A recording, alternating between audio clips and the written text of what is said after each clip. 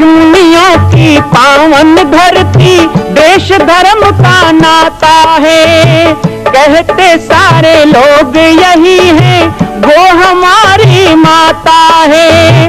जाग उठो ओ भारतवासी, जाग उठो ओ भारतवासी, गौ पर छुरियां चलती हैं। बंद करो गौ माँ की हत्या, सारी जनता कहती है। बंद करो गौ माँ की हत्या, सारी जनता कहती है।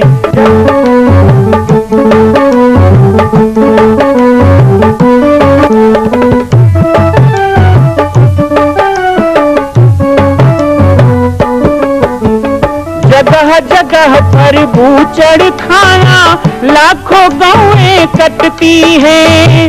किसे सुनाए व्यथा हमारी, नैना नीर बहाती है। रक्षा करना गौ माता की, रक्षा करना गौ माता की, गीता ज्ञान सिखाती है।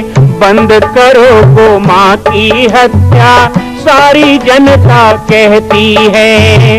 बंद करो गौ माँ की हत्या, सारी जनता कहती है।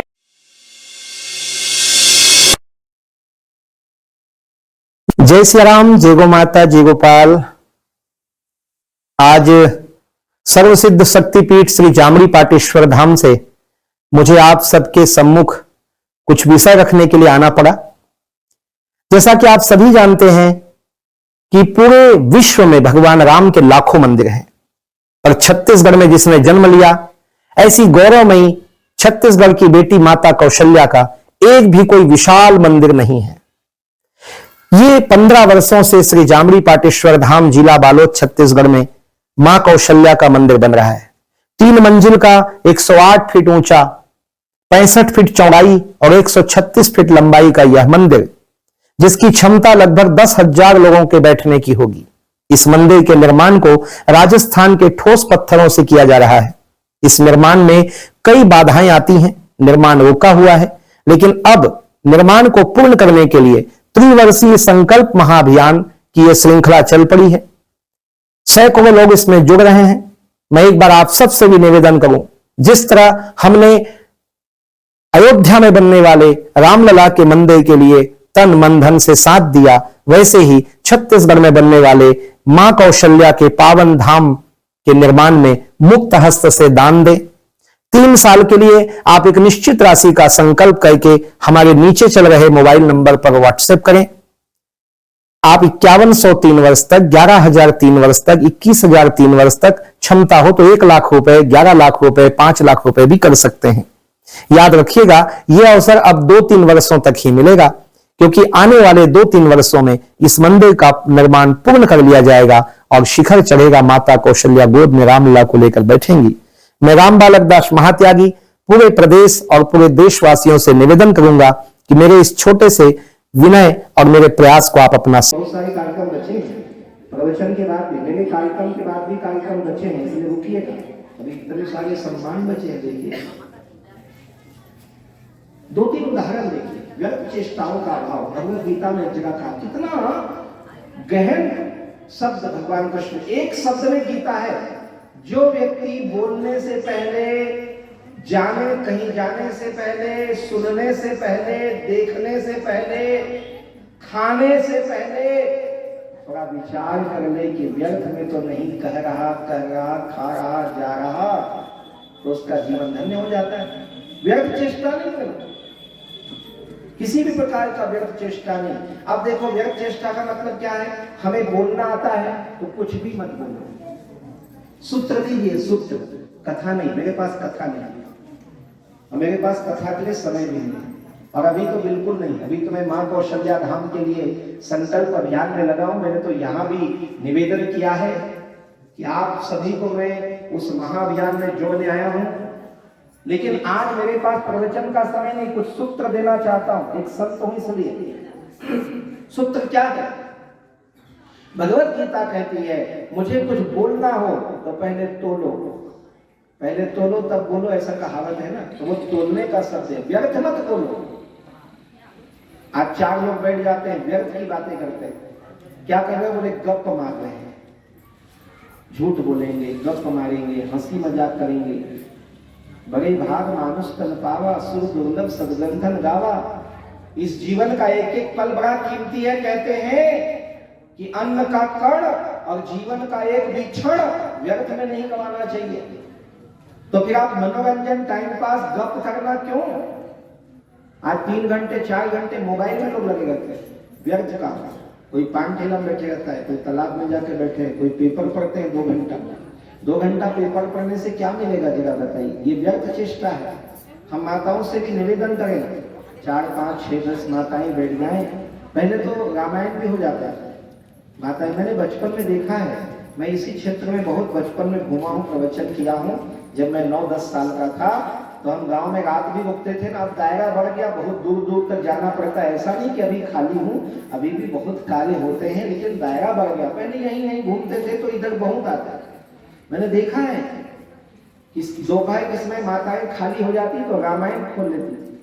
जो घर में बड़ी बूढ़ी होती थी, सास इत्यादि, वो रामायण पढ़ने लगती थी, और जो बहू है और भी जो घर में छोटी हैं वो सब सुनते थे, और बढ़िया अपने सुख दुख की कहानी रामचरितमानस में हो जाती थी। ये समय का सदुपयोग हुआ। लेकिन 4-10 लोग बैठकर यदि किसी की बुराई करते हैं, चुगली करते हैं, निंदाचारी करते हैं, तो ये समय को नष्ट करना हो गया, ये व्यर्थ में जाना हो गया। इसलिए झूठ की बात करना, जहाँ बोलना जरूरी हो बोलो, लेकिन जरूरी नहीं है तो चुप रहिए। भगवान कृष्ण ने इसी गीता में कहा, मौनम चैवास्मि गुह्यानाम। ये मैं नहीं कहा, गीता कह रही है। संसार में सबसे बड़ा भाषण बोलना नहीं है, संसार में सबसे बड़ा भाषण चुप रहना है। मौनम चैवास्मि गुह्यानाम, अर्थात जो व्यक्ति थोड़ा शांत रहकर, मौन रहकर। एक आदमी को मैंने पूछा, कभी 2 घंटे चुप बैठते हो? बोले नहीं, कुछ ना कुछ बोलता हूँ, किसी के पास बैठता हूँ, कुछ करता हूँ। घर में खाली हो जाता हूँ तो गली में आदमी ढूंढता हूँ, गली नहीं मिले चौक में ढूंढता हूँ, और नहीं मिले तो और कहीं जाता हूँ, पर बोलता हूँ। क्या कभी हम शांत बैठकर 2 घंटा अंतर्मुखी हो सकते हैं? कभी हमने प्रयास किया कि हम थोड़ा अंतर्मुखी होने का प्रयास करें? कभी प्रयास किया कि हम अपने भीतर झांकने का प्रयास करें? ध्यान धारणा तो बहुत दूर की बात है, लेकिन शांत रहना भी बहुत बड़ा तप है। तो भले चुप रह लें, लेकिन व्यर्थ की ना बोलें। भले थोड़ा भूख सह लें, लेकिन गलत चीजों को ना खाएं।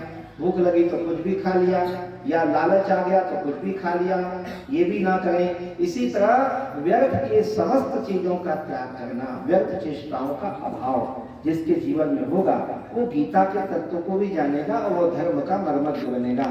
और जो व्यर्थ के कामों में लगा रहेगा रात दिन, तो वो जीवन के एक एक पल को खराब कर रहा है। इसलिए एक एक पल को खराब नहीं करना चाहिए। आज छत्तीसगढ़ की बात करूं, हमारे छत्तीसगढ़ में लोगों के पास बहुत काम है। इतना काम हो गया है कि जो काम के लिए जन्म लिया वो काम के लिए टाइम नहीं है। भगवान राम ने किसके लिए जन्म लिया था और किसके लिए समय दिया था? जब उनको कहा राजा बन जाओ, तो उन्होंने राज तिलक को भी दुत्कार दिया, कहा मैं वनवास स्वीकार कर लूंगा, क्योंकि मेरा उद्देश्य वहीं पूर्ण होना है। विप्रधेनु सुर संत हित लीन मनुज अवतार। आज इसी के लिए समय नहीं है हमारे पास। गाय के लिए समय नहीं, गाय की सेवा करने के लिए कतराते हैं लोग। गोविंद की हम बात कर रहे हैं, गीता की बात कर रहे हैं, तो बिना गाय के, हमने शुरू में जब भजन गाया तो कहा घर घर गाय पले गोपाल। आपको एक बात पता है कि गीता के ज्ञान में एक और रहस्य है। गीता का ज्ञान तभी मिलेगा जब हमारा पंचगव्य शोधित भोजन हो। ये मैं नहीं कह रहा, ये स्वयं गीता कह रही है। ये गीता में कहा गया, पंचगव्य से शोधित भोजन करने वाले व्यक्ति को ही गीता का ज्ञान चरितार्थ होगा, मिलेगा। रामचरितमानस भी यही कह रहा है, गीता भी यही कह रही है, भागवत भी यही कह रहा है, वेद पुराण यही कह रहा है। अर्थात जिसके भोजन में पंचगव्य नहीं है, उसका भोजन भोजन नहीं है, वो आहार व्यर्थ में जाएगा। वो आहार आपके अंग को नहीं लगेगा, न तन को न मन को लगेगा। इसलिए एक काम करना, घर में गाय की सेवा करना। आज ये बात बोलने के लिए भी सोचना पड़ता है 10 बार मैं किसको बोल रहा हूँ, क्योंकि मुझे पता है बहुत लोग यहाँ बैठे होंगे जो अपने घर से गाय हटा चुके होंगे कि अब दिक्कत होती है, नहीं पाल सकते ना। गाय को हटा चुके हैं, गाय को बाहर निकाल चुके हैं। गोविंद की कथा सुनना अच्छा लगता है, गोपाल भगवान कृष्ण अच्छे लगते हैं, लेकिन गाय अच्छी नहीं लगती है, गोबर अच्छा नहीं लगता है, घी अच्छा लगता है, दूध अच्छा लगता है, लेकिन वो जहां से मिले वो जगह अच्छा नहीं लगता है। ये दुर्दायी स्थिति आ गई। इसलिए मैं कहना चाहूंगा कि गौ माता के बिना तो गीता अधूरी है, गीता का ज्ञान अधूरा है। आप कोई भी पूजा पाठ कर लो बिना गौरी गणेश के। पहले गौरी गणेश की पूजा होती कि नहीं हुई, काकर पूजा होती। अब आजकल तो हल्दी सुपारी बना रखते हो, कहीं यहाँ सोना चांदी दोनों बना लेते, लेकिन नियम का है गाय के गोबर की बनाना। गाय का गोबर ही गौरी गणेश बना सकता है, गाय के गोबर में ही गौरी गणेश का वास हो सकता है। क्यों? क्योंकि इस कलयुग में, इस प्रदूषित हवा में, इस प्रदूषित सृष्टि में यदि देवताओं को कहीं स्थापित करना चाहते हो तो सोना भी प्रदूषित है, चांदी भी प्रदूषित है, अन्न भी प्रदूषित है, लेकिन गाय का गोबर अभी भी इतना पवित्र है कि वहां गौरी गणेश विराजमान हो जाते हैं। इसलिए गाय के बिना तो पूजा भी नहीं शुरू होती। गाय के दूध दही के बिना तो भगवान स्नान नहीं करते। गाय के घी के बिना तो देवता आहुति ग्रहण नहीं करते, हवन स्वीकार नहीं करते। आप बताइए, तो फिर गाय के बिना इतना बड़ा ज्ञान कैसे मिलेगा? पंचगव्य के बिना ज्ञान कैसे मिलेगा? मैं आज भी इस गीता जयंती पे कहना चाहूंगा माताओं से और बंधुओं से, आप सब लोगों से, आदत डालिए। हटा दिया गाय तो पुनः घर में गाय वापस लाने का प्रयास कीजिए। गौ संवर्धन के क्षेत्र में आगे बढ़ना है तो ये करना होगा। खाली गौ माता की जय हो, गौ हत्या बंद हो कहने से कृष्ण का आदर्श स्थापित नहीं होगा, गीता का उद्देश्य पूर्ण नहीं होगा। ना केवल मुंह से जयकारा कीजिए, ना केवल गौ रक्षा का नारा दीजिए, अरे दूध जिसका पिया उसे चारा दीजिए, और इन सड़कों में घूमती हुई बेसहारा गायों को सहारा दीजिए, तब कहीं जाकर कृष्ण का आदर्श पूर्ण हो सकता है। आदत डालो, प्रयास करो। अभी घर बना रहे हो, नया मकान बनाओगे, अभी कार खरीदने की हैसियत नहीं है, लेकिन बगल में कार खड़ा करने का जरूर बनवाते हो। मैं नहीं लूंगा तो क्या हुआ, बेटा देगा तो काम आएगा, नाती देगा तो काम आएगा।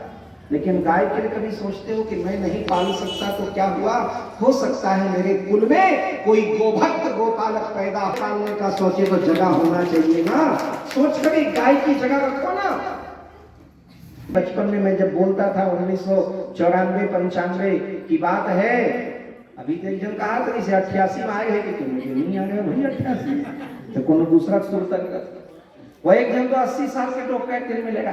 मैं नाम रहे और गांव में आ गए थे, हमारे तक में मुहिम 90 साल के बना देते ऐसे ही से। अब भावात्मक में बोल करते ना भाई, बालक भगवान अभी भी कई ठन गाँव में आता नाम माला गुट के रखे रखे कारण बालक भगवान उतने थोड़े रहे वो पार्वण के।